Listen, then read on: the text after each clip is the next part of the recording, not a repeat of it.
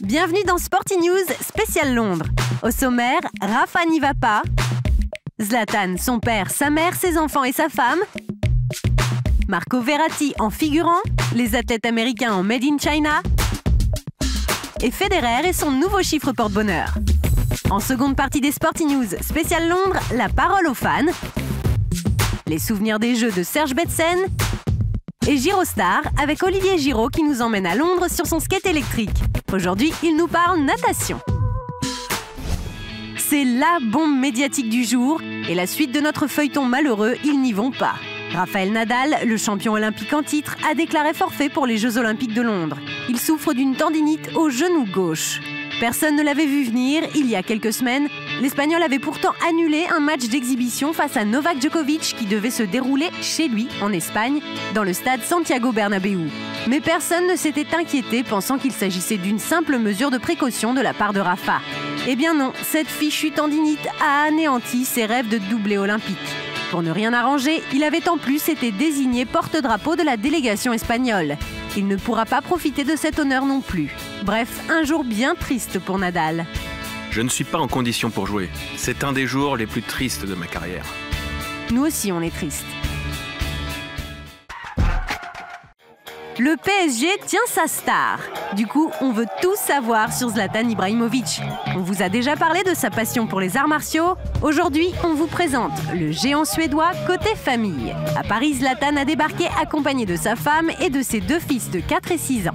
Madame Ibrahimovic s'appelle Helena Sager, suédoise comme lui. Cet ancien mannequin a décidé de tout lâcher pour élever leurs deux adorables bambins. Petite particularité du couple, Helena a 11 ans de plus que Zlatan. Une vie de famille bien rangée donc, qui contraste avec celle qu'il a connue enfant. Ses parents ont divorcé très tôt et il a été livré à lui-même. Une enfance pas facile dans un quartier difficile. Le football a été le moyen pour Zlatan de se sortir du ghetto. Je suis né en Suède. Mon père est musulman, ma mère catholique. Ma famille est un grand mélange. J'ai 3 sœurs et 2 frères, mais on a des pères et des mères différents. On a eu une éducation variée, alors disons que je crois en moi. Le football n'a rien à voir avec la religion. Le football est une sorte de religion où tout le monde est le bienvenu.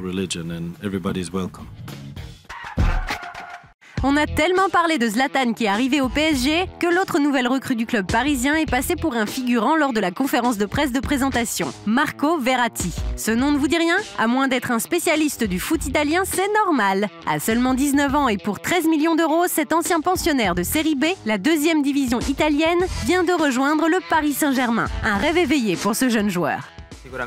Ma première impression a été très bonne. Mes coéquipiers sont de grands champions, des joueurs que je voyais avant à la télévision et maintenant je m'entraîne avec eux. C'est un grand motif de fierté. Ça n'arrive pas tous les jours d'avoir la chance de débarquer aussi jeune dans un grand club. Je ferai le maximum pour rendre la confiance que le PSG m'a accordée. C'est bien ce que les patrons et les fans du PSG attendent de toi, Marco. Sport et géopolitique. Des athlètes américains habillés Made in China, ça le fait pas du tout, mais alors pas du tout.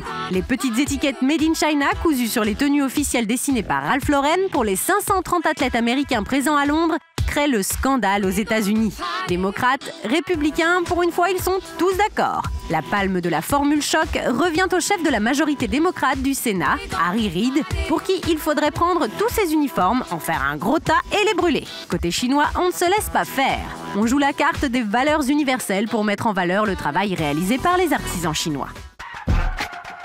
287 semaines à la première place mondiale, ça se fête! Pour célébrer le dernier record de Roger Federer, qui a dépassé son idole Pete Sampras au nombre de semaines passées à la tête de la hiérarchie mondiale, son équipementier Nike a décidé de lui créer une basket spéciale. Ce modèle Zoom, noir et or, siglé RF, a été produit à 287 exemplaires, comme le nombre de semaines passées à la place de numéro 1 par Roger Federer. La paire numéro 287 a été remise en avant-première par Nike au champion suisse. Les 286 autres ont été mises en vente avec une boîte spéciale numérotée pour chacune des paires. Les heureux propriétaires de cette édition limitée découvriront également à l'intérieur de la boîte un certificat d'authenticité signé par Roger lui-même. Comptez $287, évidemment. pour vous offrir ce souvenir qui risque bien de rester longtemps d'actualité. Et voici le moment où l'on donne la parole aux fans. Le fan qui aime et qui dit sa passion. Le fan du jour s'appelle Alan et il court après Usain Bolt. Bonjour, moi c'est Alan de Boulogne-Billancourt à côté de Paris. Donc voilà, les JO vont commencer et je vais être bien attentif à Usain Bolt. J'espère qu'il va encore nous faire rêver cette année, qu'il va aller aussi vite qu'une flèche et qu'à la fin il nous fasse son petit geste en se recoiffant, en battant encore un record du monde, je l'espère. Fabien Gillot ne pourra pas emmener son iPod dans la piscine olympique. Pas sûr qu'il ne le ferait pas s'il le pouvait, parce que le nageur français carbure au son, et plutôt rap. Petit, j'ai énormément écouté de hip-hop, donc dans les casques en général, sur les compétitions importantes, c'est souvent du hip-hop. Tupac, Eminem, 50 Cent, et là dernièrement j'aime beaucoup l'album de Jay-Z et Kanye West.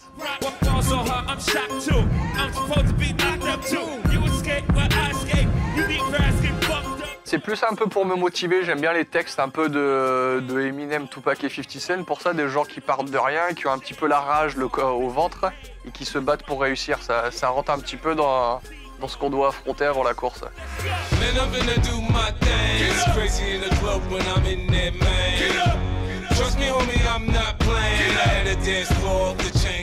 Je m'en sers beaucoup quand on va courir, pour me donner un peu le rythme, un peu pour pas, quand la fatigue commence à arriver, pour pas tomber et s'arrêter.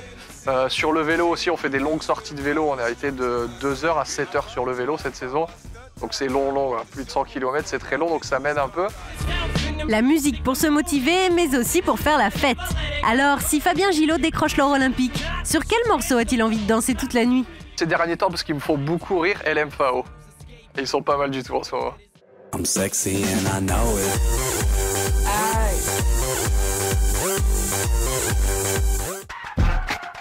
Bonjour, c'est Sébastien Follin. Eh bien, je serai tout cet été dans mon canapé avec le mollet toujours chaud, prêt à bondir pour soutenir les athlètes français au JO de Londres. Dans Sporty News spécial Londres, voici la séquence souvenir avec Serge Betsen. Il y a la double performance de Marie-Josée Pérec sur le 400 qui reste un moment fabuleux. Vous connaissez cet homme? C'est Olivier Giraud, champion d'Europe, champion du monde et champion olympique de hand. Et capitaine, rien que ça. Aujourd'hui, Olivier a rangé son ballon et c'est sur son skate qu'il nous emmène avec lui à Londres. Rencontre avec les sportifs, entretiens exclusifs avec des passionnés de sport, anecdotes, histoires insolites, chroniques d'un mordu de sport. Girostar, c'est maintenant.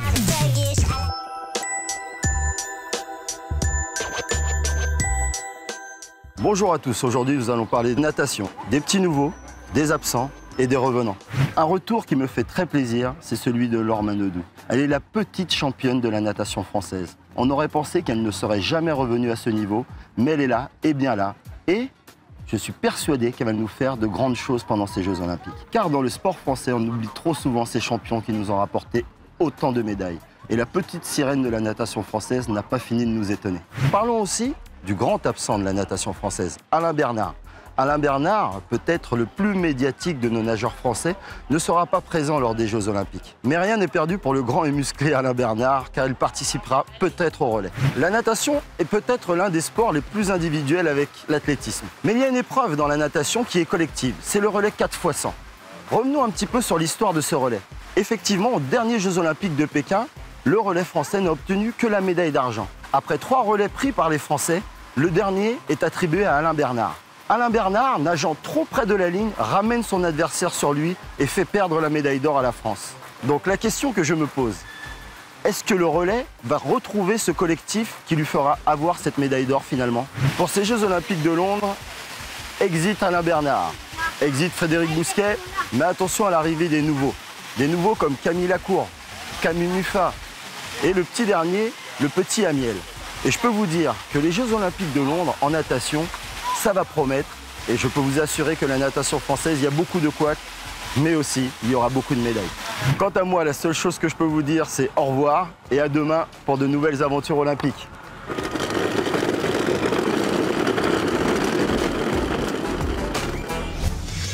Sporty News spécial Londres, c'est fini pour aujourd'hui. On revient vite.